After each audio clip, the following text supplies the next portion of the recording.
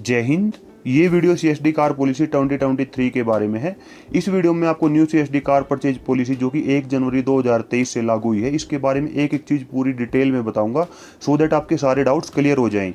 इस वीडियो में हम देखेंगे कि जो न्यू रिवाइज्ड एंटाइटलमेंट है, यानी जो आपकी इंक्रीज प्राइस लिमिट है, वो कब से लागू हो रही है, और इसके बाद पे लेवल के अकॉर्डिंग कौन सी नई कैटेगरीज बनाई गई हैं, और जो ये कैटेगरीज बनाई गई हैं इनकी क्या प्राइस लिमिट, एलिजिबिलिटी और पीरियोडिसिटी है, और ईवीज के लिए न्यू पॉलिसी में कितना इंसेंटिव दिया गया है, और किन किन केसेज में आपको स्पेशल सैंक्शंस मिलते हैं और उसके लिए आपको क्या करना पड़ेगा। और लास्ट में जो भी सीएसडी पॉलिसी से रिलेटेड आपके कॉमन क्वेश्चंस आते रहते हैं तो उनके मैं आंसर्स भी दूंगा इस वीडियो में। तो चलिए वीडियो को शुरू करते हैं, लेकिन उससे पहले सीएसडी में अवेलेबल कार्स एंड बाइक्स के हर महीने के अपडेटेड प्राइसेस के साथ में कार से रिलेटेड इन्फॉर्मेटिव वीडियोज देखने के लिए चैनल को सब्सक्राइब करें, साथ में बेल आइकन को प्रेस करके ऑल नोटिफिकेशंस को भी ऑन कर लें ताकि आपको आने वाले वीडियोज की नोटिफिकेशन मिल जाए। सबसे पहले अगर बात करें एज पर न्यू पॉलिसी, आपका जो रिवाइज्ड एंटाइटलमेंट है वो कब से लागू हो रहा है, तो एज पर लेटर नंबर 95350/Q/DDGCS/पॉलिसी जो कि डेटेड 30 नवंबर 2022 का है। तो जो आपका रिवाइज्ड एंटाइटलमेंट है, यानी जो आपकी बढ़ी हुई प्राइस लिमिट है, वो 1 जनवरी 2023 से लागू हो जाएगी। न्यू पॉलिसी में पे लेवल के अकॉर्डिंग 3 कैटेगरीज बनाई गई हैं। फर्स्ट कैटेगरी है पे लेवल 3A to 5। पहले ये कैटेगरी 3A to 6 होती थी, जो कि अब चेंज करके 3A to 5 कर दी गई है। इस कैटेगरी में आर्मी के सिपाही से लेके हवलदार तक, नेवी के सीमैन से लेके पैटी अफसर तक और एयरफोर्स के एयरक्राफ्टमैन से लेके सार्जेंट तक इस कैटेगरी में आते हैं। नेक्स्ट जो कैटेगरी बनाई गई है वो पे लेवल 6 to 9 बनाई गई है, जो कि पहले पे लेवल 7 to 9 होती थी, जो चेंज करके 6 to 9 कर दी गई है, जो कि काफ़ी अच्छी चीज़ है। क्योंकि पहले जो कैटेगरी पे लेवल 7 to 9 थी उसकी वजह से काफ़ी कन्फ्यूजन होता था, क्योंकि जो आर्मी के नायब सूबेदार, एयरफोर्स के जो JW होते हैं और नेवी के जो चीफ पेटी अफसर होते हैं, ये वैसे JCOs में आते हैं, लेकिन इनका पे लेवल 6 होता है, जिसकी वजह से ये वैसे JCOs थे, लेकिन जो ये कार CSD से परचेज कर पा रहे थे वो OR लेवल की परचेज कर पा रहे थे। और बहुत से लोगों को यही कन्फ्यूजन हो रहा था कि हम JCOs हैं तो फिर हम JCOs वाली कार क्यों नहीं परचेज कर पा रहे हैं। तो ये जो प्रॉब्लम हो रही थी वो अब रेक्टिफाई कर दी गई है और new category pay level 6 to 9 बना दी गई है, जिसमें आर्मी के नायब सूबेदार और सूबेदार मेजर, नेवी के चीफ पेटी अफसर और MCPOs और एयरफोर्स के JW, वांट अफसर और MW आते हैं। नेक्स्ट जो कैटेगरी बनाई गई है वो पे लेवल 10 to 18 यानी ऑफिसर्स कैटेगरी बनाई गई है। और सर्विस के दौरान जिन JCOs को ऑनरी लेफ्टिनेंट, ऑनरी कैप्टन, अगर नेवी के हैं तो ऑनरी सब लेफ्टिनेंट या ऑनरी लेफ्टिनेंट, और अगर एयरफोर्स के हैं तो ऑनरी फ्लाइंग ऑफिसर या फिर ऑनरी फ्लाइट लेफ्टिनेंट रैंक मिल जाती है, तो वो भी इसी कैटेगरी में आते हैं। First category pay level 3A to 5 की बात करें, जो कि including retired and widows as applicable है, तो इनकी जो न्यू बेस प्राइस लिमिट है वो 8 लाख रुपए हो गई है। 8 लाख बेस प्राइस लिमिट है, जिसमें कि कोई भी टैक्स ऐड नहीं होता है। जब इसमें एप्लीकेबल टैक्स ऐड हो जाता है तो जो ORs की CSD प्राइस लिमिट आएगी वो 9,25,160 रुपये से लेके 11,17,520 रुपये तक रहेगी। किसी कार के लिए जो आपकी CSD प्राइस लिमिट है वो 9,25,160 रहेगी, तो किसी कार के लिए 11,17,520 रुपये भी रहेगी। ये इतना वेरिएशन इसलिए है क्योंकि इंडिया में डिफरेंट सेगमेंट की कार्स पे different percentage of tax applicable है। मैं कल आपके लिए एक वीडियो अपलोड करूंगा जिसमें मैं आपको बताऊंगा कि CSD में जितनी भी कार अवेलेबल हैं उनमें से किस कार पे कितना % टैक्स लगता है और किस रैंक की किस कार के लिए क्या CSD प्राइस लिमिट है। तो ये डिटेल में आपके लिए वीडियो अपलोड करूंगा ताकि आपके सारे डाउट्स क्लियर हो जाएं।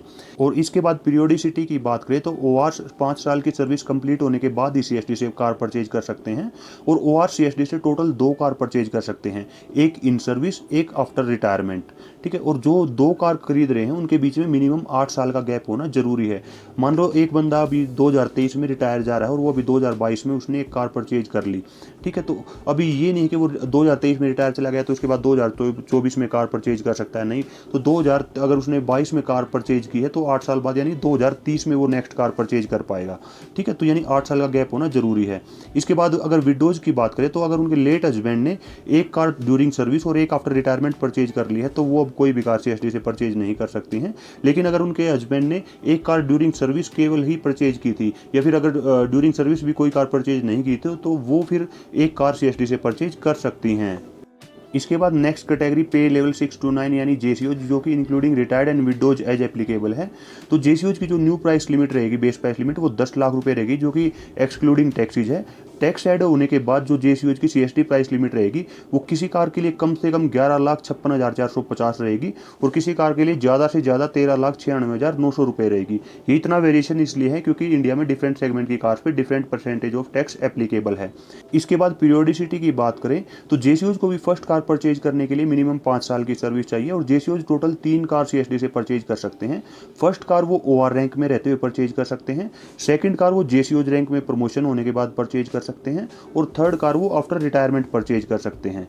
और जो ये 3 कार परचेज करेंगे इनके बीच में 8-8 साल का गैप होना जरूरी है। फॉर एग्जाम्पल, अगर किसी ने ओआर रैंक में रहते हुए एक कार परचेज कर ली, उसके बाद उसका जेसीओ प्रमोशन आ गया है, लेकिन अगर जब तक उसकी लास्ट कार को परचेज किए हुए 8 साल नहीं हुए हैं तब तक वो नेक्स्ट कार परचेज नहीं कर सकते हैं एज ए जेसीओ। और उसके बाद थर्ड कार भी बेशक वो रिटायर हो गए हैं, लेकिन जब तक वो जो लास्ट कार परचेज की थी उन्होंने उसको 8 साल कंप्लीट नहीं हो जाएंगे तो वो आफ्टर रिटायरमेंट वाली जो एक कार है उसको परचेज नहीं कर सकते हैं। इसके बाद अगर विडोज की बात करें तो अगर उनके लेट हस्बैंड ने एक कार ओआर रैंक में, एक कार जेसीओज में और एक कार आफ्टर रिटायरमेंट परचेज कर ली है तो वो कोई भी कार सीएसडी से परचेज नहीं कर सकती हैं। और अगर उनके लेट हस्बैंड ने ड्यूरिंग सर्विस कार परचेज की है, चाहे एक की हो या 2 की हो, लेकिन आफ्टर रिटायरमेंट कार परचेज नहीं की है तो वो एक कार उस केस में सीएसडी से परचेज कर सकती हैं। और इसके बाद पे लेवल 10 to 18 की बात करें, जो कि including retired and widows as applicable है, तो जो न्यू बेस प्राइस लिमिट है वो 20 लाख रुपए हो गई है। तो जो ऑफिसर्स की सीएसडी प्राइस लिमिट रहेगी वो 23,12,900 रुपए से लेकर 27,93,800 रुपए तक रहेगी, जो कि डिफरेंट सेगमेंट की कार के लिए डिफरेंट आपकी यानी सीएसडी प्राइस लिमिट रहेगी। अगर पीरियोडिसिटी की बात करें तो ऑफिसर्स को जो मिनिमम सर्विस की कोई रिक्वायरमेंट नहीं है सीएसडी से कार परचेज करने के लिए, और वो हर 8 साल में एक कार सीएसडी से परचेज कर सकते हैं ड्यूरिंग सर्विस भी और आफ्टर रिटायरमेंट भी। इसके बाद next category defence civilian officers की है। पहले जो पॉलिसी थी उसमें केवल serving defence civilian officers CSD से कार परचेज कर सकते थे, लेकिन अब इसको चेंज करके serving and retired defence civilian officers कर दिया गया है, जो कि डिफेंस एस्टीमेट से पे आउट है और जिनका पे लेवल 11 to 18 है और इसमें फैमिली पेंशनर्स को भी इंक्लूड कर लिया गया है। इनकी जो बेस प्राइस लिमिट है वो 20 लाख रुपए रहेगी और जो सीएसडी प्राइस लिमिट है वो 23,12,900 रुपए से लेकर 27,93,800 रुपए तक रहेगी। और अगर पीरियोडिसिटी की बात करें तो ये हर 8 साल में एक कार सीएसडी से परचेज कर सकते हैं। इंडियन गवर्नमेंट ईवीज को लेके काफ़ी ज़्यादा सीरियस है और इसलिए ईवीज पे सबसे कम टैक्स भी चार्ज करती है और बहुत से ज़्यादा और ऑफर्स भी ईवीज पे आपको मिलते रहते हैं। तो इसलिए जो सीएसडी की न्यू पॉलिसी है उसमें भी ईवीज के लिए आपके लिए जो आपकी नॉर्मल बेस प्राइस लिमिट है जो आईसी इंजन कार के लिए है, उससे एडिशनल 5 लाख की आपको ईवीज के लिए लिमिट मिलेगी। तो यानी जो अगर आपका पे लेवल 3 to 5 है तो अगर आपकी जो नॉर्मल कार के लिए 8 लाख बेस प्राइस लिमिट है तो वो इस ईवी कार के लिए बढ़ के 13 लाख रुपये हो जाएगी और आपकी CSD price limit EV car के लिए 13,39,000 रुपये रहेगी। और जिनका पे लेवल 6 to 9 है, जो उनकी normal base price limit 10 lakh रुपए है, तो ईवीज के लिए उनकी बेस प्राइस लिमिट बढ़ के 15 लाख रुपए हो जाएगी और सीएसडी प्राइस लिमिट 15,45,000 रुपए रहेगी। और जिनका पे लेवल 10 to 18 या 11 to 18 है डिफेंस सिविलियन ऑफिसर्स का, तो उनका जो normal base price limit 20 lakh थी वो ईवीज के लिए बढ़ के 25 लाख रुपए रहेगी और जो सीएसडी प्राइस लिमिट है वो 25,75,000 रुपए रहेगी। इसके बाद अगर स्पेशल सैंक्शंस की बात करें तो यानी जैसे किसी बंदा कोई है कि जो मेडिकल बोर्ड आउट हो गया है 5 साल की सर्विस से पहले ही, या फिर किसी की 5 साल की सर्विस से पहले ही डेथ हो गई है, या फिर किसी की क्या है कि न्यू कार एक्सीडेंट में 100% डैमेज यानी फिर टोटल लॉस में चली जाती है, तो उनको स्पेशल सैंक्शन मिलता है सीएसडी से न्यू कार परचेज करने के लिए। तो इन केसेज के लिए जो सीएसडी की ईमेल आईडी है वो afd.ddgcs@@gov.in है और यहाँ पे मैंने मेंशन जो ये एड्रेस है वो भी मेंशन कर दिया है। तो आपकी अगर स्पेशल सैंक्शन से रिलेटेड कोई क्वेरी है तो आप यहाँ पे कांटेक्ट कर सकते हैं। जब से ये रिवाइज्ड एंटाइटलमेंट से रिलेटेड लेटर पब्लिश हुआ है, बहुत से लोगों के मेरे पास क्वेश्चंस आ रहे हैं, तो उनमें से कुछ कॉमन क्वेश्चंस को मैंने यहाँ पे पिक किया है। तो जैसे फर्स्ट क्वेश्चन है, can I buy a second car through CSD within 5 years of buying the first car if I transfer the first one to my family members name. तो इससे रिलेटेड घुमा फिरा के ही कुछ लोग ये क्वेश्चन पूछते हैं। तो मेनली उनका ये पूछना होता है कि क्या वो 5 साल से पहले अपनी कार सेल कर सकते हैं जो सीएसडी से परचेज की, या कितने टाइम के बाद सेल कर सकते हैं। तो जो आपने सीएसडी से कार परचेज कर ली है उसको आप 5 साल से पहले सेल नहीं कर सकते और ना ही ओनरशिप ट्रांसफर करवा सकते हैं। आप 5 साल के बाद ही उसको बेच सकते हैं और बेशक आप उस कार को 5 साल में बेच दें, लेकिन जो नेक्स्ट कार है उसके लिए आप एलिजिबल 8 साल के बाद ही होंगे। नेक्स्ट क्वेश्चन है, ये भी बहुत से लोग पूछते हैं कि what is my ex showroom price limit.